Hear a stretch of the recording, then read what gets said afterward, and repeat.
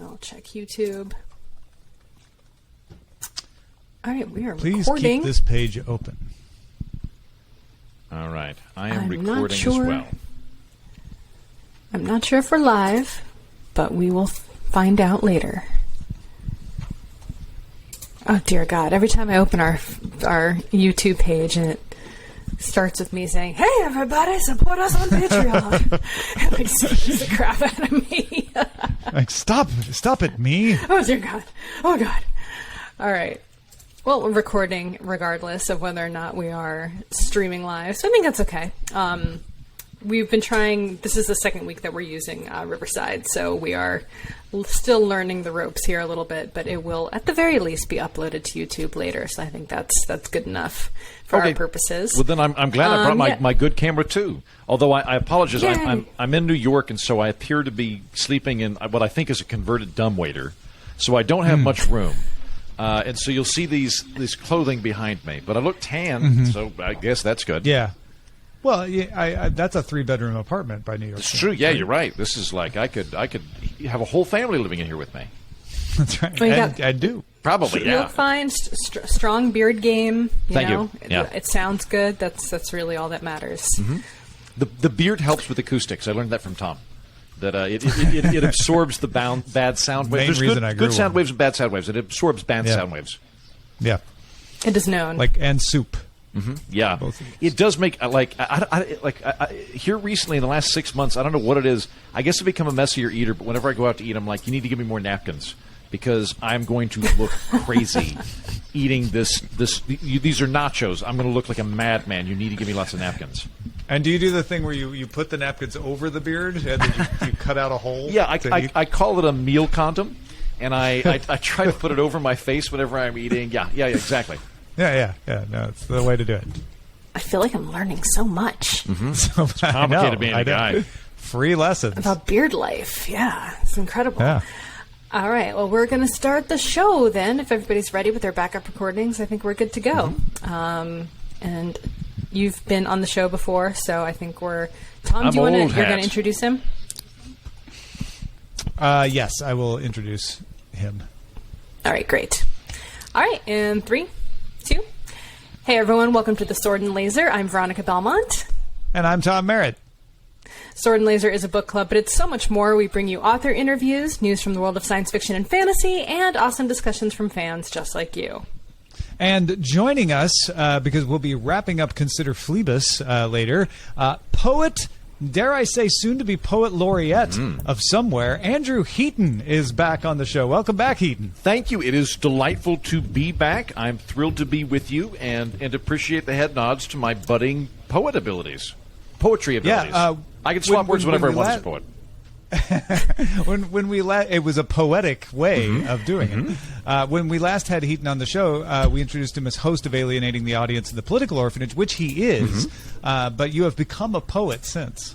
Much like many of the characters in culture, I am able to put on multiple identities and things in my life. And yes, while I spoke to you last time, I was broadcasting out of my closet, or recording in my closet in Los Angeles. I have since fled Los Angeles and written a best-selling poetry book about it called Los Angeles is Hideous, Poems About an Ugly City. And so, it did surprisingly well, and I'm thrilled at how not angry all of my friends in Los Angeles are. Yeah, I had quite a lot of fun taking beautiful pictures of my neighborhood in Los Angeles and promoting Heaton's book. Los Angeles is hideous. Yeah, that was actually my favorite because I retweeted anybody that bought it. Showed a picture of the cover, I would retweet it and say, thank you, check it out. Tom's were my favorite though because it was just deeply confusing to people because it was like, is Tom saying that his neighborhood's ugly? It looks very pretty. Is he saying trees are ugly? Like it was, and I like that. I was like, this is I like that Tom is just going straight into the ambiguity, this kind of Kaufman-esque fun of inducing cognitive dissonance in other people. That's how they remember to buy your book. That's awesome. Well, I do love LA. I think it's a great city.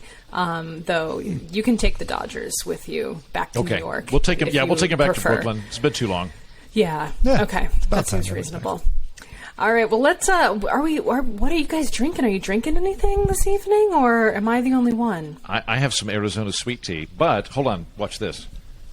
Oh, he's a poet. I poured it into a highball, and it very much looks like I'm drinking scotch. So I'll pretend It really that I'm does. drinking Glenlivet. A single malt Arizona sweet tea. But delicious. I'm visiting New York, Veronica, and my favorite bar in the world is called Marie's Crisis.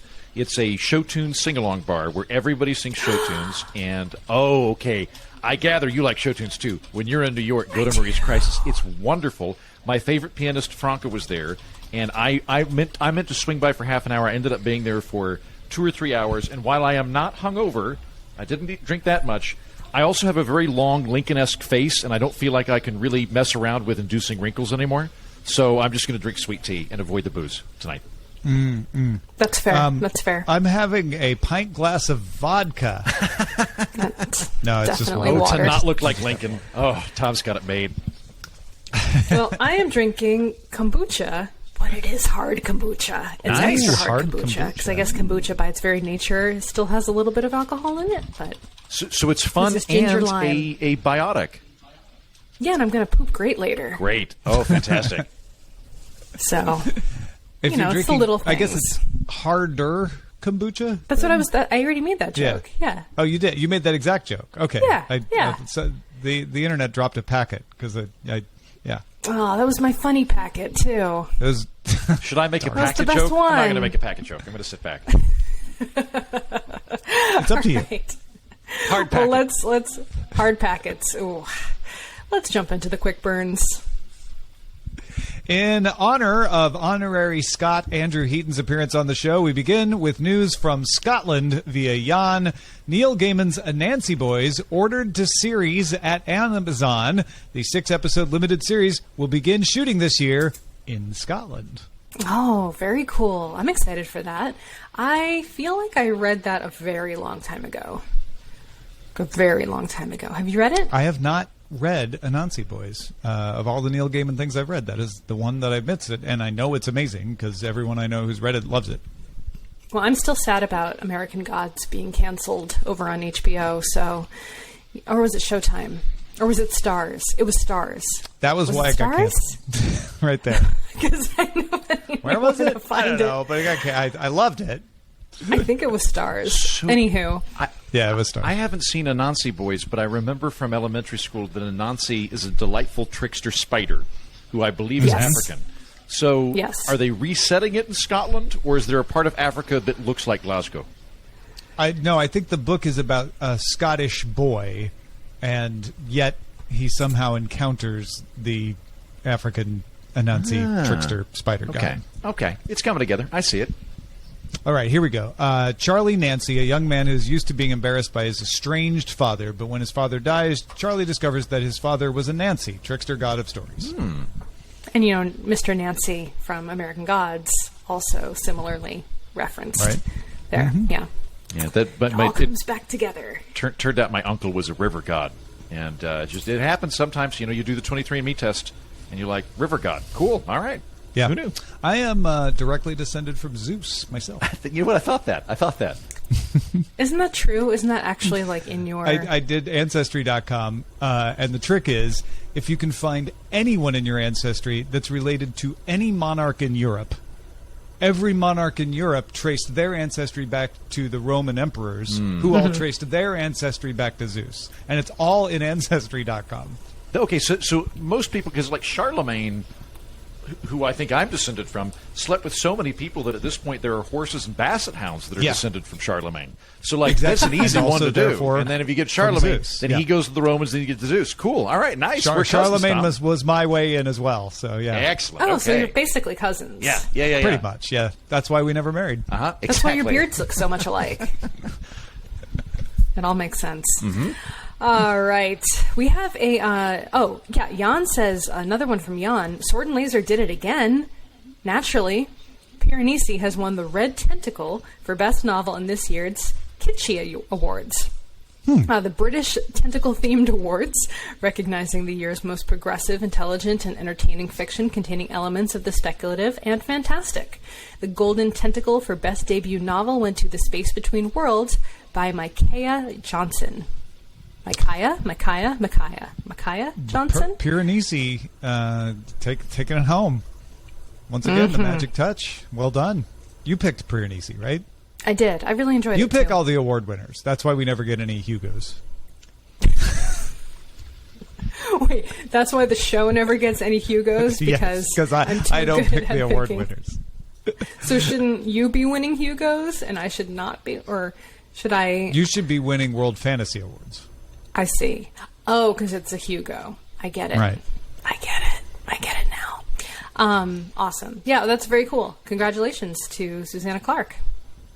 And Jan, 3 for 3 here, who has another awards finalist announcement on their bingo card. If you do, the 2021 World Fantasy Award finalists have been announced. In the novel category, the finalists are a little-known novel called Piranesi by Susanna Clark, Trouble the Saints by Elia Dawn Johnson, The Only Good Indians by Stephen Graham Jones, Mexican Gothic by Silvia Moreno Garcia, and The Midnight Bargain by C.L. Pope. That's cool because I only know of Piranesi and Mexican Gothic. So I feel like now I have even more books to add to my to-read list because, yeah, I'm very intrigued. I know C.L. Polk as an author, but I'm not familiar with Trouble the Saints or The Only Good Indians. So, yeah, definitely some new things to check out. That's great. Yeah, I believe we've mentioned The Only Good Indians for a couple other awards. It's been getting a few award nominations here and there. So there's Stephen some Graham buzz around Jones. that. You had mentioned the space between worlds a moment ago. Did you all read that for the show? We have not, no. I enjoyed that. No. I interviewed M.R. Carey, who wrote The Girl with All the Gifts, and I'm a very big fan of him, and he recommended that to me after we were talking, and it was fun. It's a multi-world book, so like if you're into multi-world type stuff, and did that and had a good amount of characterization and sort of motivational analysis. Like it wasn't Isaac Asimov style, like interchangeable people. It was very character-driven, but multi-world. It was cool. I liked it. Good I've been to meaning know. to read The Girl with All the Gifts, but I'm a little bit intimidated because because she has so many gifts. Pretty intense. It is phenomenal. I love that book and Yeah. highly, highly recommend it. Okay, is it too scary? Is it scary? It's scary. It's a little scary. It's A little scary? I'm going to say, like, within, granted, it's not technically science fiction, it's speculative fiction, but within the broader umbrella of speculative fiction, it's not horror. It's not designed to make you scared. I think that it's a really, really well-written book, and I like zombie stuff. So, like, Veronica, I had two hobbies during lockdown. One is I built my own watch, which was kind of my, like, massive beard ship in a bottle moment. And the other one is I tried to watch a zombie film from every country that's made a zombie film. And I got up to like 8 or 9 or so, to the point where I'm now pro-Quebec. Previously, I was like, get with a program, learn English. But then I watched their zombie films, and I was like, I must respect this province. And so I really like zombie stuff. And The Girl with All the Gifts, phenomenal zombie book, treats them differently, is different than other zombie things, but not being in a kitsch way. It's also interesting looking at it from a British perspective, because in almost all zombie fiction in the United States, when the characters are out and about, the last thing you want to do is come up with a government. They're going to mess you up, right? You want to stay out in front. Whereas the British are like, these miserable people that won't get with the program and just let us solve the issue. They hang out in the woods and they eat bugs, and it's very neat. Highly recommend it. Did you? This is taking us down a different path a little bit, but so which one did you like the best? I mean, if you're watching all these zombie flicks from all over the world, what were some of your top favorites? Thank you. Raveneux, which would be ravenous in English, was produced in Quebec, as I mentioned, and that was my favorite one. I really like that one. I like films that assume that the audience is smart and doesn't have to have things explained to them. There were several moments in that film where, there's two ladies that live in the house, in a house, and it's just very clear they're lovers, and no one ever has to go, we're lesbians. Like, they never do that. You're allowed to put it together.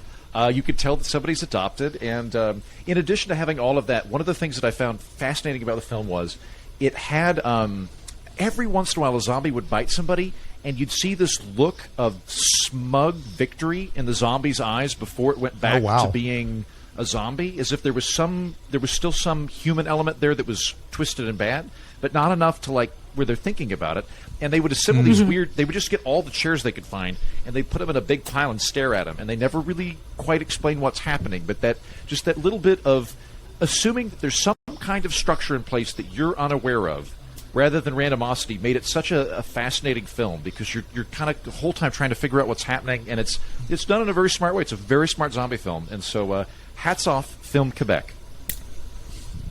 Very cool. I probably won't watch them because I'm a big chicken when it comes to stuff like that. But I feel like you could do that with vampire movies from around the world too. Yeah, probably. Maybe that should be your next pandemic project. You know what? Yes, exactly right. Once we get to the Gamma variant, I will absolutely make that my thing. Yeah, heading to the vampires. All right, well, moving on to happier subjects. The threefer from Jan continues with the new Dune trailer. Oh my gosh, trailer number 2. So good. Have you guys watched it yet? Mm-mm. Oh, yes. all right. Well, Tom has watched it. All right. Star-studded, right? Yeah. I mean, you knew this if you were paying attention to the casting announcements, but just seeing everybody really hit home, where you're like, oh, there's Jason Momoa, oh, there's Timothée Chalamet, oh, there's Brolin, oh, there, and it's just like boom, boom, boom, boom, and it looks like I imagine Dune when I read Dune, which I've done more than once. I think it even is better looking than I imagine Dune. Maybe, cooler looking. It may be. Just talking about the trailer.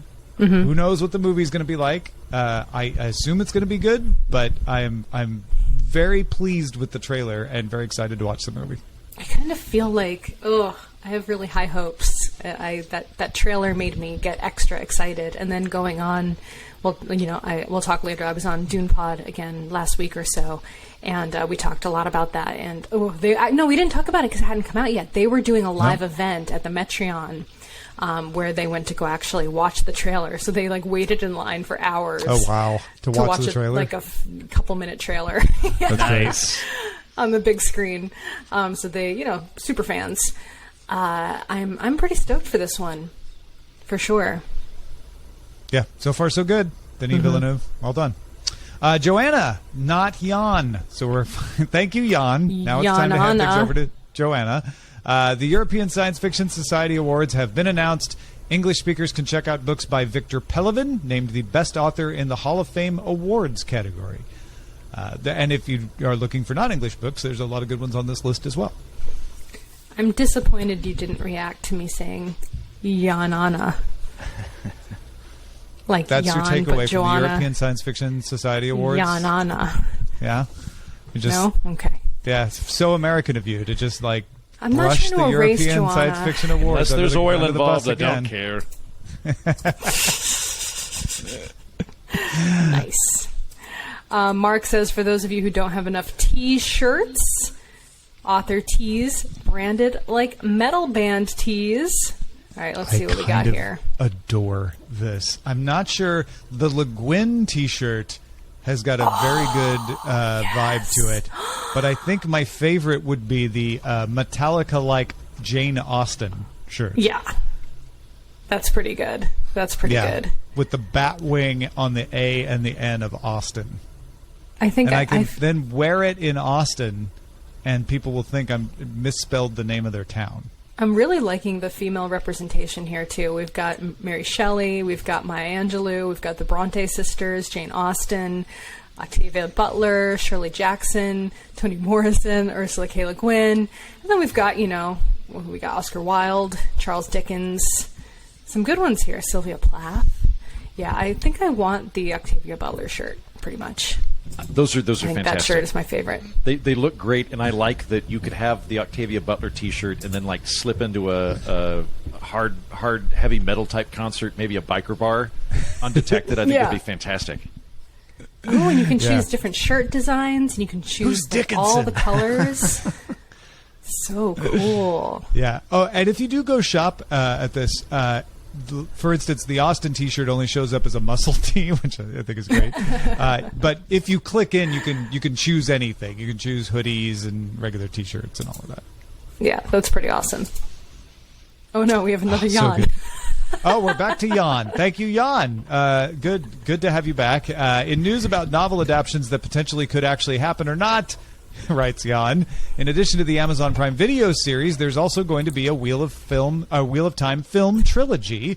The first movie, Age of Legends, if actually made, would be set several millennia before the time of the books in a futuristic utopia powered by magic, this according to Hollywood Reporter. So they're taking some of the material from flashbacks in the Wheel of Time series and some of the material from the ancillary guidebooks and putting it into 3 prequel movies that tell all the stories prior to the main series. Is it too many? Is it too much? It's too much. I'm feeling like it's too much, but I think this is because I was never able to finish the series. It's only a matter of whether it's good or not, if you're a Wheel of Time fan, I suspect. So I've not read that series, and I'm probably confusing it. Is there one? It's the Golden Compass. That's a completely different thing, right? Different thing, yeah. Okay. Mm-hmm. Yeah. This is Robert Jordan. Okay. Robert Jordan, finished with the last book by Brandon Sanderson. Okay. All right. 12 novels, I think. So many novels. Oh, that's great. So many novels. I think I only made it to the 4th. Which is still a lot of Wheel of Time. When I got through reading George R.R. Martin's novels, it's like when you finish them, it's like you're getting out of a long-term relationship. You're like, I don't know what to do with myself now. What do I haven't read any other books in so long. I'm out of the game. I'm going to have to get an app to download new books. Yeah. So no, that's great. If there's 12 of them, I'll dive in. I like the idea that you started reading the George R. R. Martin books, and by the time you were done, Kindle had been invented, and now you had to learn how to use ebooks because you had only ever read them in hardcover and paperback. Yeah, that's pretty accurate. That's exactly right. That's great. And there's still more to come from George R. R. Martin. Sure. Yeah, you're not done yet. Sure there is. Yeah, sure there is. Of course there is. At least in terms of book deals, there are. Definitely. Yeah. And TV Okay, here's your second chance, Veronica. Joanna says, I know I thought you were going to... What? Do what was it? I thought you were going to do the yawn joke I know, again, I felt bad. I would laugh this time. Okay. No, but I feel bad because Joanna is really submitting quick burns, and I don't want to, I said, erase her from the history. I'm sorry to put you on the spot. It's okay. Yanana says, I know that the TV adaptation news are a dozen a dime today, but this one is about SNL recent pick. A24 has acquired the rights to the adaptation of Octavia Butler's Parabola of the Sower. The Deadline article also mentions that the book had reached the New York Times bestseller list in September 2020. Wait a second. First time in 27 years after its first publication. Did we do that? We did not do that because we didn't read it until January 20. Yeah, it was the first book It was the first book y'all read after when I went on maternity. It was leave. January 2021. Yeah. Yes. I just want to give a hats off to Iain and Joanna for, I think, outpacing me, the third guy on the show, in terms of contributing stuff right now. They're doing fantastic. Well done, you two. Yes. In first place is Veronica. Second is Iain and Joanna. And then coming in behind in the bronze medal position is me and Heaton. Yeah, we get copper medals in the Tentacle Awards. Yes. Well, if you're out there and you're like, hey, I can contribute too, my name may not be Iain or Joanna, but I can also give quick burns, then you should head over to goodreads.com/swordandlaser and head to our Goodreads thread. And Add we them in there. Sincerely thank Iain and Joanna and Mark and everybody else for contributing to the show. It's awesome. They're the best. All righty, let's hop into Bear Your Sword, which is our feedback from the audience. Tamahome wrote on Goodreads, Tom has Liam Neeson Hansenus, which is not true, but really made my day today when I finally got around to reading that comment. So thank you, Tamahome. I think that's true, really and nice. I will add that whenever I hang out with Tom recreationally, we spend most of it tracking down and violently hurting people who've captured Tom's family. So I think that's really actually spot on in many ways. He does have a unique set of skills. Because I just spend all my time on the phone threatening people. Yeah, so it's like I'm like, we're watching the game, Tom. Come on, we can do this afterwards. That and or being cut in half. Wait, what? Is that a Liam Neeson show reference? Oh, wait, I he don't doesn't know. get cut in half. Darth Maul gets cut in half. Okay. I was like, wait a second. I don't remember that from Tolkien. Thank God he's handsome. It compensates for the lack of Star Wars canon knowledge. You can't even tell Qui-Gon Jinn from Darth Maul. It's all looks. That's very nice, Tamahome. Thank you for saying that about Tom. Yes, thank you very much.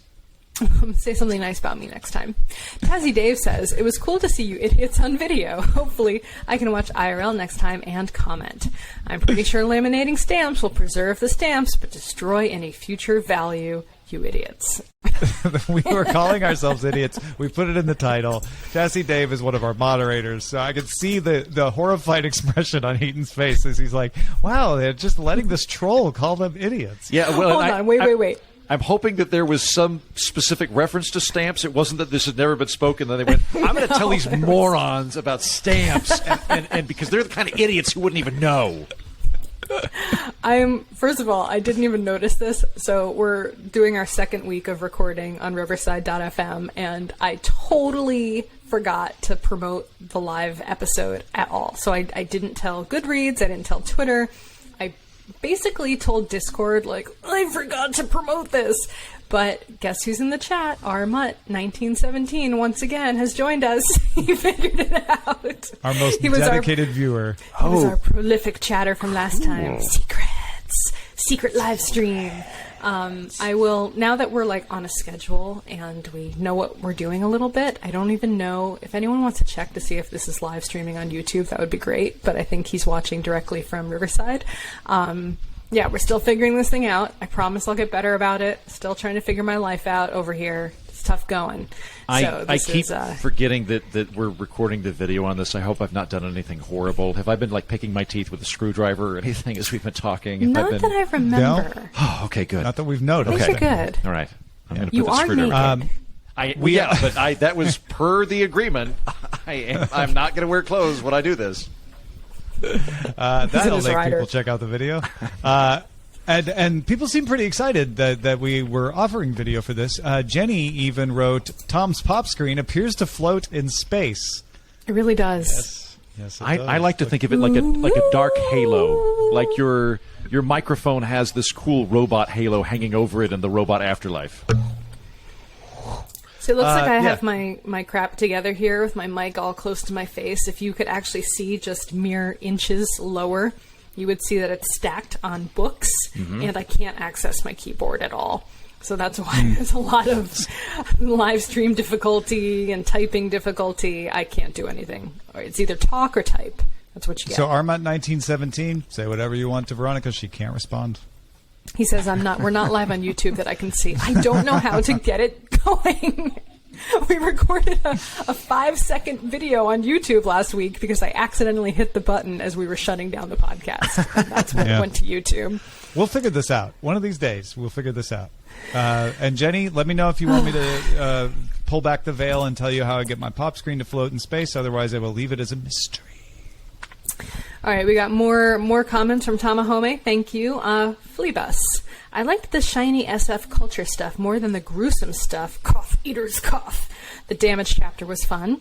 In the end, it's pretty dark, but after I got over the hump, one of the last chapters was very dramatic. I even enjoyed the fake appendices. Oh, it's a Twitter review. I get it. Okay, very nice. Yeah, because it's always a challenge to fit your review into the Twitter space. They made it a little easier when they went to 280, but it's still a nice challenge. Well done, Tamahome. Good job. Oh, and then also Dune Pod, Veronica mentioned it earlier, featured Veronica Belmont, said, new pod, it's our 50th episode. Delighted to be rejoined by Sword and Laser's Veronica to discuss Time Bandits, the 1981 film, Sean Connery, the evils of modern kitchen appliances, and Veronica sings. It's a great way to celebrate our big 5-0. Not only did she sing, but she sang words that you can't say in front of her own mother. Oh, I can say them in front of my mother. I can't. You can. You probably could too. She's pretty She would be disappointed in me, though. I sang the Jeff Bezos song from Bo Burnham. It was applicable in the moment. They recorded it and posted it on Twitter. So if you want to hear that, it's over on my Twitter account or on the Dune Pod Twitter account. There's a lot of things I regret saying on public in that episode. Anyhow, I think you sounded great. Thank you. Yeah, I put it in my head. I had it stuck in my head after I listened. Did you watch Time Bandits? Back when you were in your early 30s? When it came out? No, when I was in my early 30s, it was already out on VHS. So that's when I did watch it later. Yeah. I am unfamiliar with Dune Pod. I had, for some reason, assumed it had detailed Dune. Is Time Bandits an offshoot of Dune, or did they run out of Dune and just start hitting up Sean Connery films? So yeah, it's complicated. So yeah, I'm not actually sure how Time Bandits fits in, because most of the films that they watch are affiliated somehow with Dune, the new Dune. Okay. So like, I don't know. Yeah, I'm not sure how this one fits in. But I had never seen Time Bandits before, so that was new to me, and I didn't enjoy it. I did watch it on VHS, though. Did you? Yeah. It came out before I was born. Mm-hmm. Yeah. I Just didn't see it in the theater, though I was 11. Did you drive to the theater? But I was 11? The whole Liam Neeson thing was already starting. He hotwired a car. Yeah. He throttled his way to Quail Springs Mall to watch that at AMC. Ian, I'm sorry, you've come into a very complicated laws joke. were different in Southern Illinois back then. You know, as an 11-year-old, I could drive a tractor, and I could drive it all the way to the mall. So. All right. Should we hop into the Book of the Month discussion? Let's do that. Let's do it. All right. Yes. Next month, the book pick via Veronica Belmont is The Ruthless Lady's Guide to Wizardry by C.M. Wagoner. C.M. Wagoner is a humble author for all your wizard needs. Honestly, one of the best authors at hiding anything about their actual life that I've found. That's most of what I have in the book briefing. She enjoys ramen, especially the fancy kind, with 3 different seasoning packets. But The Ruthless Lady's Guide to Wizardry really put me in mind of Theodora Goss. We previously read the Strange Case of the Alchemist's Daughter. And so it's not like that story-wise, but it is, plucky modern takes on Victorian-era situations, except in this case, it's a magical world with alchemists and wizards and trolls and all that sort of thing. And it's, I won't spoil it and save all of it for the actual kickoff next episode, but it is delightful. I'm having so much fun reading it. Sweet. Yeah, I can't wait. I haven't started it yet, but it was my pick. So I'm looking forward to it. I think I was having trouble picking this month. I just couldn't wrap my head around what I felt like reading. So I went back to March Madness and just looked at some of the things that were pretty close in the running, because I figured, okay, well, they're there for a reason. People were excited about them. They've got, strong support in the sword and laser community. And so it was between that and Rivers of London.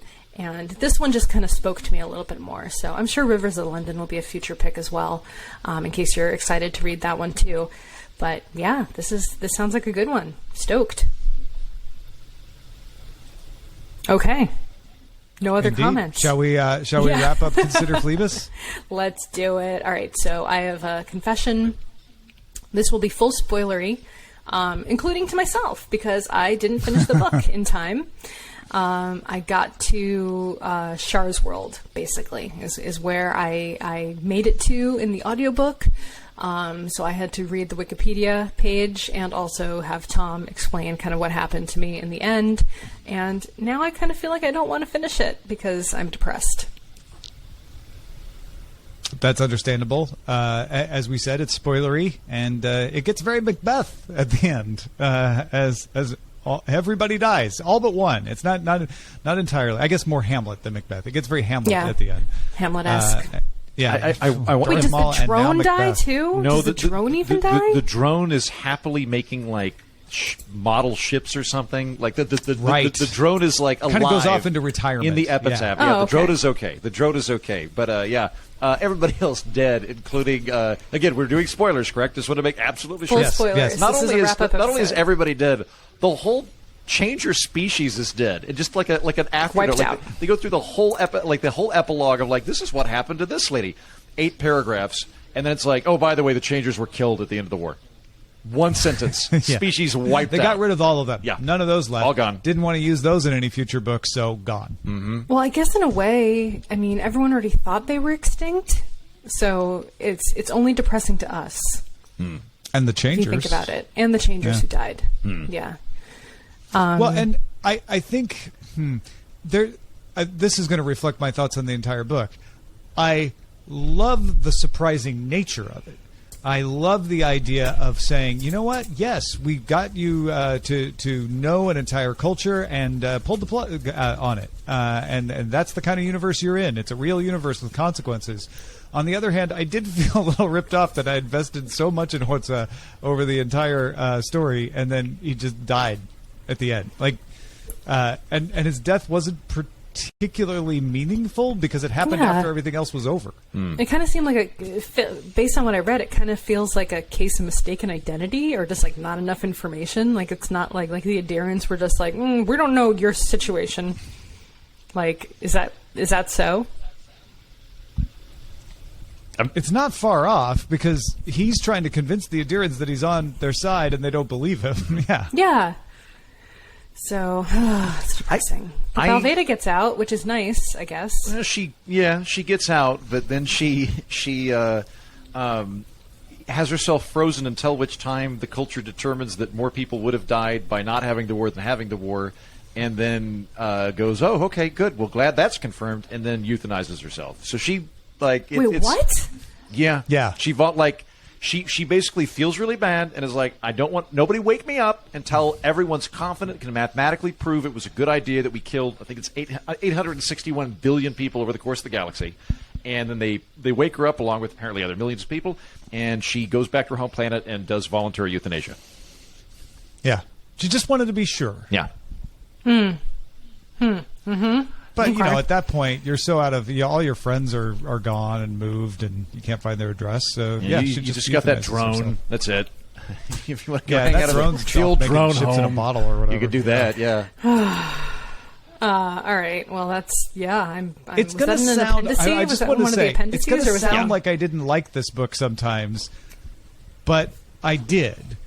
I just didn't like it as much as I thought I would. And this is consistent with a lot of people saying, yes, Consider Phlebas is where you should start if you want to read the first book in the Culture series, but no, it's not the best introduction to the Culture series. I buy that. Okay. I have mixed thoughts on Iain Banks. This has happened with a couple of other authors where I'll go, oh man, the world building is unparalleled here. This is a fascinating concept.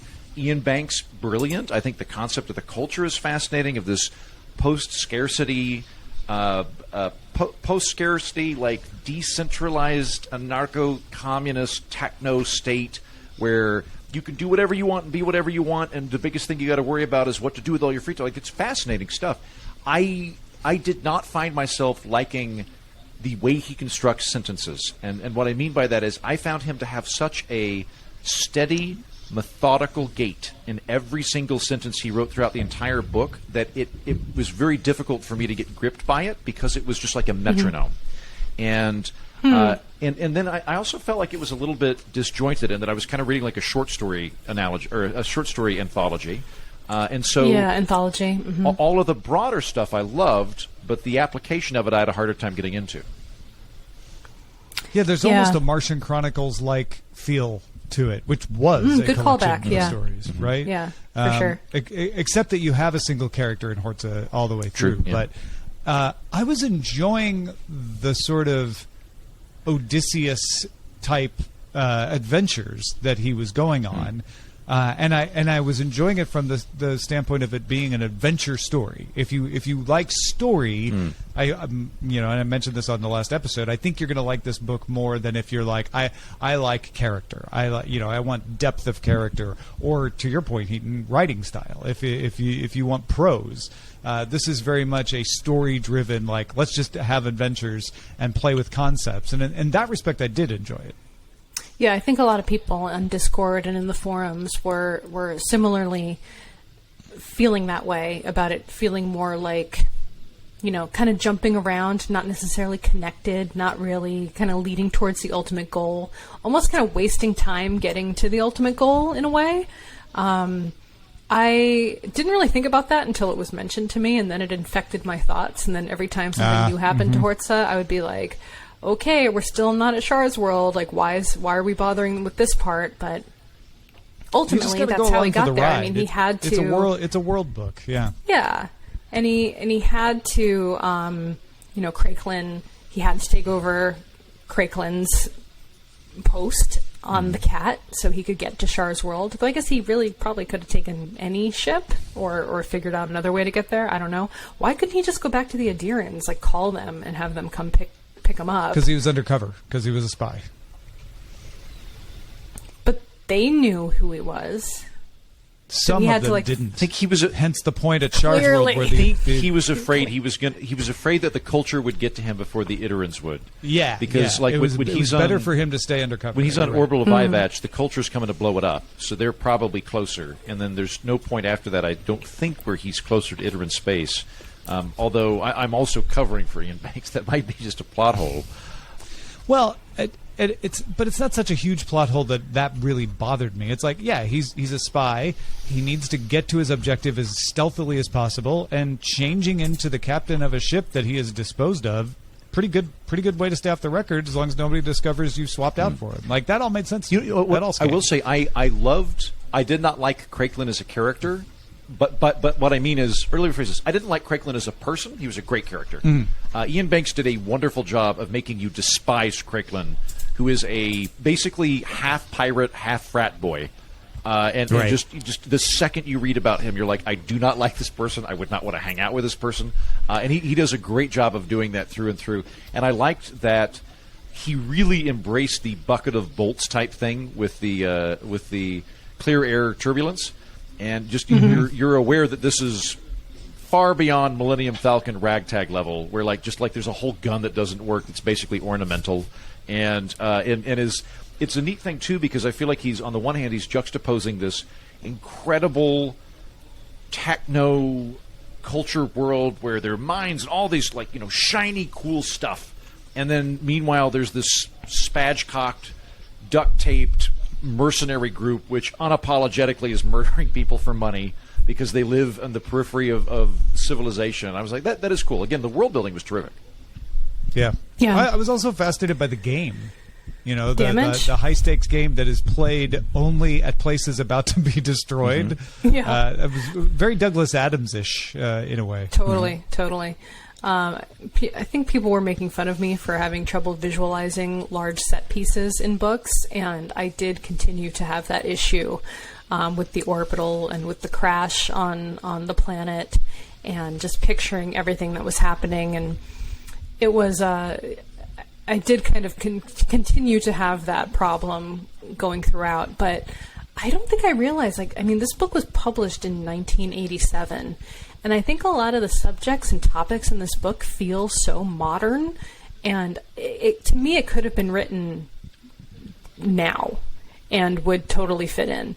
And I don't know if you guys agree with that, but I was kind of surprised to read about the fact that it was published that far back. I guess I knew that, but I hadn't really thought about it while I was reading it. That's a great point. The mines and the concept of the drones and just the level of the technology and the AI and some of the other subject matters that he covers is pretty. I agree. I think that's a wonderful point. If you go back to the 80s, a lot of the science fiction that you had coming out was kind of Blade Runner dystopia of capitalism amok and everybody living in a gutter in a trench coat. And Iain Banks goes hard the other direction, or at least he's going to go hard the other direction with the culture of this utopian world. And at the same time, one of the other things that is just constantly subconsciously there during the 80s is the Cold War. And we don't have a Cold War at all in this book. We have a hot war. And it doesn't... when I was reading it, I never got the impression that there was an allegory between the Soviet Union and the United States. It just didn't come up. It struck me as Huntington's Clash of Civilizations and sort of mutually incompatible religious worldviews that were coming up against each other in a way that doesn't feel like Cold War so much to me as something either older or newer. Yeah. It's something newer, somewhat sure. timeless, really. Yeah. I think too that what may get lost on a lot of modern readers is many of the concepts in the book are unthinkable in 1987, and he throws them away. He sort of casually mentions that people can change genders whenever they want, but whatever. On with the story. Written today, that would be oh, I guess he didn't want to investigate that. Normally, someone would dig into that a little more in a modern book. In 1987, that's a crazy idea. You don't see that idea in almost anything. And there's a lot of other examples of that. Yeah, I kind of wish I had kept better track of them going throughout the book, but, I kind of feel like I changed my mind. I felt like they were, like, very, like, the stories, the adventures he was having felt disconnected, but now that I think about them, the only one that sticks out to me as not really having much of a purpose was the Eaters. Yeah. That was my least favorite part of the book. I was reading that and I was like, what is the... Okay, false prophets are bad? What is the... And I'm trying to... Is this some kind of metaphor for the Iterans because their religion? No, it's like, no, he just wanted to have a cult scene. He just wanted to have a weird cult scene. Just a weird false prophet that eats people and then has sex with their corpses. Yep. It was trapped in a cave, but he's like, what if it's not just a cave? Because that's all that scene is like, oh, he's trapped in the cave. He needs to get out of the cave and get back to the ship so he can carry on with his adventure, right? That's perfectly reasonable in a story. Like, oh, how is our hero going to get out of this one? But Iain Banks was like, what if the cave's filled with cannibals? Wait a minute. What if they're not just cannibals? What if the cannibals are led by a weird sex cult leader? What if they only eat filth? What if... Yeah, and what if the sex cult leader is the only one that is the cannibal, and he doesn't let anybody else eat anything but dirt, and they're all... Well, that would make them all sick. So, it just... I don't know that it's bad, but it felt like maybe some really cool ideas got on the page that weren't necessary. That said, though, I do like the egress from that situation where he gets in the shuttle. Like, I enjoyed that bit because the shuttle seems like a nice dude. Like the shuttle's totally. Like, hey, like just so you know, we got to leave here pretty quick, and could you tell everybody else to get on because they're going to blow this up? And he's like, yeah, just leave now. And he's like, I can't do that. I get what you're saying, but I really can't do that. I got to stay here and tell anybody that wants to come on, come on. But then we're totally going to go, and then he blows the thing's brains out, and I'm reading this going, okay. The shuttle the shuttle starts panicking when he says there's a fire. Like the shuttle's like, where is it? Where's it coming from? So bad for it. So it's not like soulless AI. It appears to have he's killing a being. He's committing murder, and it makes was a sad little sound at the end. Yeah, it's interesting to me that it was like, okay, either Horza is a much more chaotic neutral character than I had hitherto assumed, or alternately he truly hates AI. And this is just a manifestation of how little he cares for it. Although maybe I missed something or I forgot something. Nope. Did they ever really explain where that comes from? Because that was one of the other problems I had in the book. Is he's like, well, the Iterans are this massive, brutal, militaristic culture having a crazy jihad across the galaxy to subjugate all the races. But man, at least they don't have Microsoft. I can get behind them because, sure, I can't get behind this civilization that has very good computers.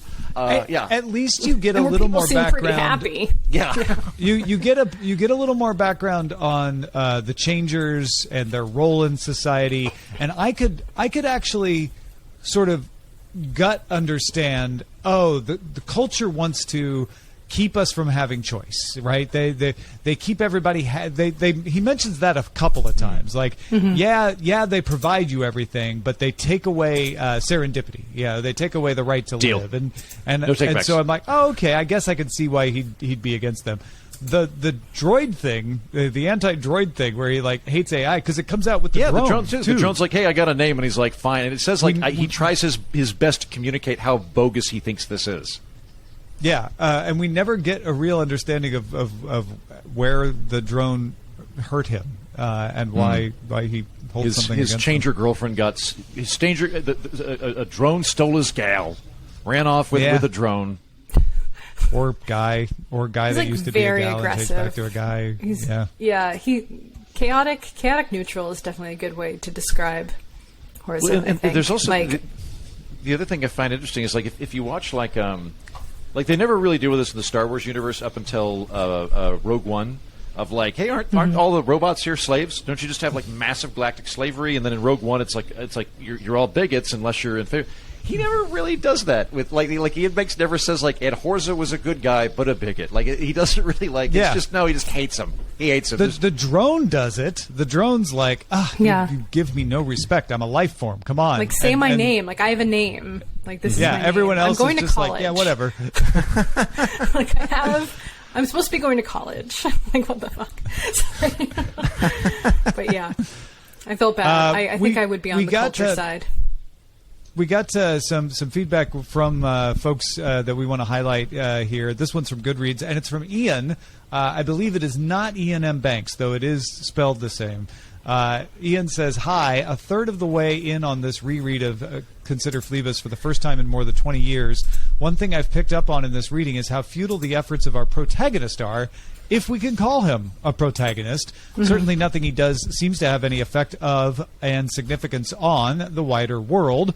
On this reading, I'm picking up an extremely strong anti-war message that may be coming through much more clearly than before, since I've witnessed a few additional pointless wars beyond the Falklands, which may be a distant inspiration.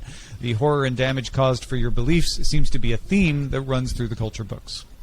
Yeah, I can't believe true this that. person is denigrating the great work of Margaret Thatcher in protecting our sheep stock in the coast of Argentina. This was a vital, pivotal role in the ongoing maintenance of the British Empire. What are you talking about? I can't believe he's taking a side and calling those islands the Falklands. Yeah, exactly. Oh, it was the point of the matter.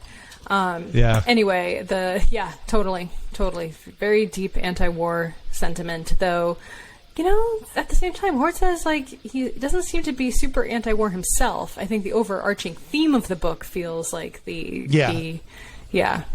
which is a better choice to be, which is, people fighting in a war often aren't anti-war at the time. They may become so later. They're more caught up in the war. Like, we just need to get out of it. And I like that he's like, you, the reader, should be anti-war seeing all this. But isn't the people involved are too busy surviving. In the book, however, isn't the culture right? Like, am I wrong in thinking that the culture goes to war with the Idarans, like, kind of voluntarily, because their minds have calculated that long term it's going to be there'll be less death if they intervene than if they just let the. Which is why she puts herself to sleep to make sure that was true. She wants to justify it. And so that wasn't so it wasn't true, or it was true? It was true. So the culture was true. correct. If they hadn't intervened, like the culture, I think what I recoil at is how inhuman and logical and rational the culture is, where it can go. Yeah, well, we need to kill 15 billion people because if we kill 15 billion people, it's going to piss off 40 billion people, and it'll help us win this battle. Like, it's a very numbers game kind of thing in a way that we don't tend to think. But at the same time, though, at the end of the day, that's basically the calculation they had was we've determined that if we let the Idarans run roughshod, more people will die in the galaxy, even beyond the areas we care to control.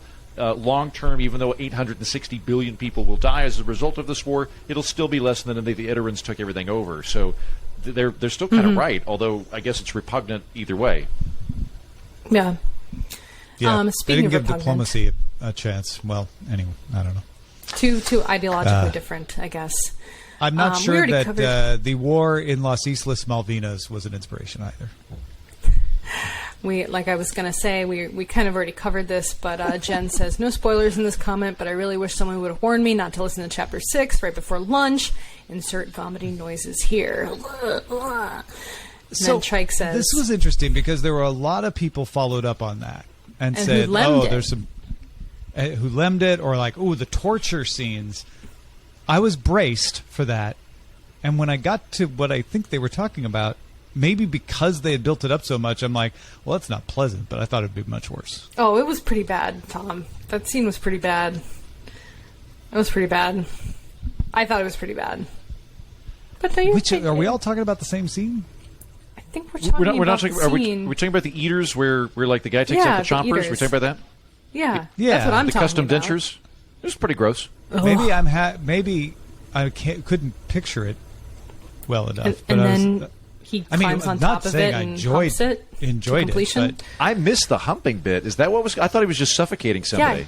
No, he like slithers on top of it and like humps it, and then orgasms and groans, and then they peel him off of it. Oh, yeah, I know. It was I thought it's totally gross. I'm not trying to defend it. I was just like, I thought it was going to be even worse than that. You really did have your expectations pretty they high. built it up. I don't want to know what the full length and width of Tom's spectrum is. if Tom's like, yeah, man, that was a 4 out of 10, right? I'm like, God, Paris that I ever experienced. I would call that top scale. I would call that an 8 out of 10 on didn't need to expose myself. I was expecting a 10 out of 10 based on what's up. Okay. Yeah. Okay. I expected that was going to continue throughout the book. It did not keep that same level. It was a like, ooh, would rather you didn't. Not a, I'm putting this book down right now. I can't read another word. Gotcha. I had to pause a couple times in the audiobook and be like, were you doing it 2x though? Maybe that helped. 1.5. Apparently, I was protected by my own Norman Rockwell innocence, to where I couldn't comprehend the horror that I was reading about. I think was like, that was part of it for me too, because I didn't get that part that Veronica was mentioning. It didn't sink. Gotta be in this brain right here. Gotta really know what you're looking for. Yeah. No, that's fair. So sorry for Jen and everyone else who read that part and was my favorite comment though is by Trike, where he is, I assume, quoting Iain M. Banks. And in Chapter 6, I'm going to go full Stephen King, right after I lull them with a bit of Kipling and Austen. Evil laugh. So, yeah, true that. And then, finally, the final verdict. We have a thread, I believe, from Tamahome, yes. Here's a bookend for the impressions thread. There was a place around chapter 12 where it slowed down and I felt like taking a Prozac. But once I got to chapter 13, it was very dramatic, if not cinematic, and I was happy with how it turned out. Okay, Tamahome. It's very dark, though, and sometimes I don't quite understand what he's describing. I hear the later books are supposed to be different and more from the culture's point of view. Well, I think we can all agree that it's the greatest exegesis about the Falkland conflict that's yet been penned.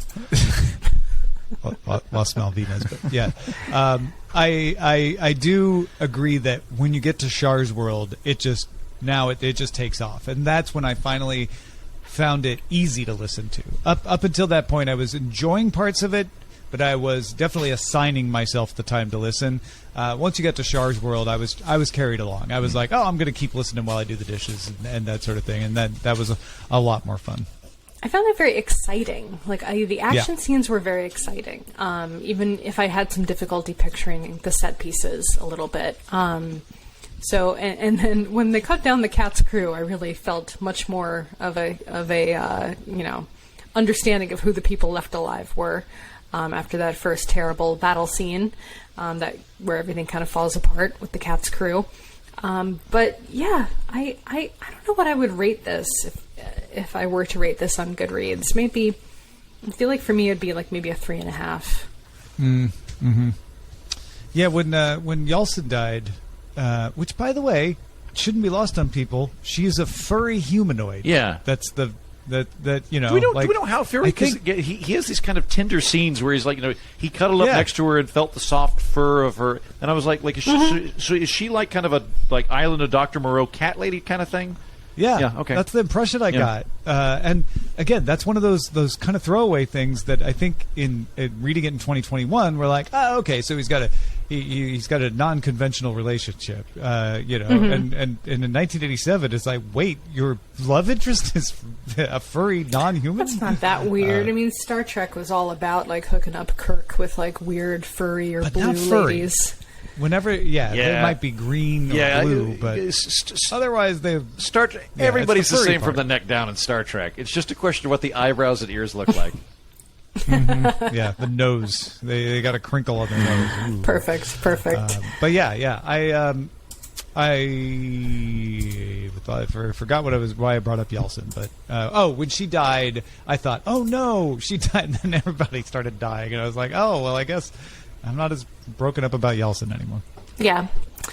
All right. Well, that wraps up our discussion. Heaton, thank you so much for joining us and lending your commentary to the show. We'd love to have you back sometime. This was really fun. I would love to come back. I hope that I didn't derail things too much beyond the normal fantastic work that you do. It's always a pleasure, and I very much enjoyed it. Thank you for having me on. Where can everyone follow your work and buy your book and all that good stuff? Well, so I host a sci-fi podcast that is a shadow of the glory that is this sci-fi podcast. Oh, however, you're too kind. If you've already listened to this episode, and then as you should, listen to a second time to pick up on the stuff that you didn't pick up on the first time, at that point, you could check out my show, Alienating the Audience, where I do a deep dive on science fiction, and if you enjoy funny coffee table books, I would highly recommend you buy the book Los Angeles is Hideous, Poems About an Ugly City, which you can get at www.laisugly.com. My favorite is the poem about the weed whackers. Yeah. There's always a weed whacker. They're always there. It's just, yeah. Tom it's the told me sound. about that.